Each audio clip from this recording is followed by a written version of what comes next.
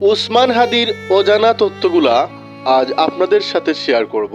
হাদি স্কুলে লেখাপড়া করেননি, মাদ্রাসা থেকে তিনি আলেম পাশ করেছেন।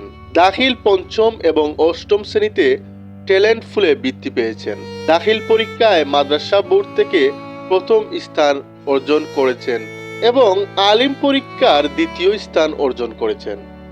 তিনি মিশরের আল আজহার বিশ্ববিদ্যালয়ে এবং অস্ট্রেলিয়ার সিডনি বিশ্ববিদ্যালয়ে স্কলারশিপ পেয়েছেন।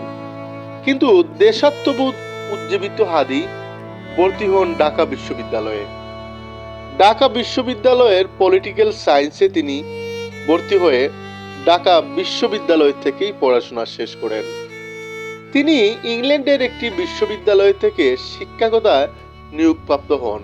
মাত্র কিছুদিন শিক্ষকতা করে তিনি দেশের টানে দেশে ফিরে আসেন এবং দেশের একটি প্রাইভেট বিশ্ববিদ্যালয়ে শিক্ষকতা করেন এবং দেশের একটি ইংরেজি শিক্ষা প্রতিষ্ঠানেও তিনি শিক্ষকতা করেন। ছোটবেলা থেকে অত্যন্ত মেধাবী এবং সুন্দর ব্যবহারের কারণে মেয়েরা তার প্রতি আকৃষ্ট হতেন। কিন্তু তিনি মনে করতেন, মহান আল্লাহ পাক আমার সাথে যার জুটি বেঁধে রেখেছেন তার সাথেই আমার বিবাহ হবে। তাই অযথা প্রেমের মতো গুনাহের কাজে লিপ্ত না হয়ে পারিবারিক সিদ্ধান্তে বিবাহ করেন এবং বর্তমানে এক সন্তানের জনক।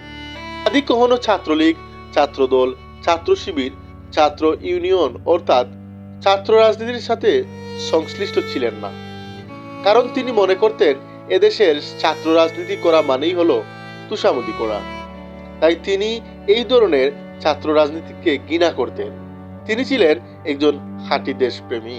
হাদির মুখে সবসময় হাসি লেগেই থাকতো, কখনো কারোর সাথে কটু ব্যবহার করতেন না।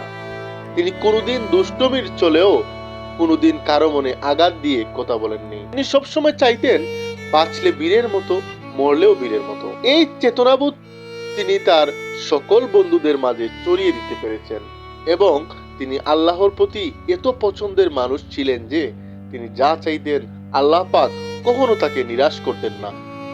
তিনি সবসময় বলতেন, রাজপথে মিছিলে আমার বুক বুলেটের আঘাতে ঝাঁঝরা করে দিবে, আমি হাসতে হাসতে মহান আল্লাহ পাকের কাছে পৌঁছে যাব। এমন শহীদি মৃত্যু তিনি সব সময় চাইতেন।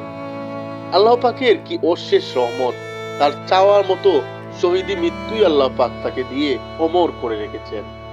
আমরা সকলেই শহীদ উসমান হাদির জন্য আল্লাহ পাকের কাছে দোয়া করব, তিনি যেন তাকে বেহেশতের উচ্চ মাকাম দান করেন। আপনি যদি হাদিকে সম্মান করতে চান তাহলে এই পোস্টটি শেয়ার করে হাদির প্রতি সম্মান প্রদর্শন করুন। হাদির নামে কোনো মব সৃষ্টি করবেন না, হাদির অনুসারীদের মধ্যে ছড়িয়ে দিন। এতে এই দেশে জন্ম নিবে আরো লক্ষ লক্ষ উসমান হাদি।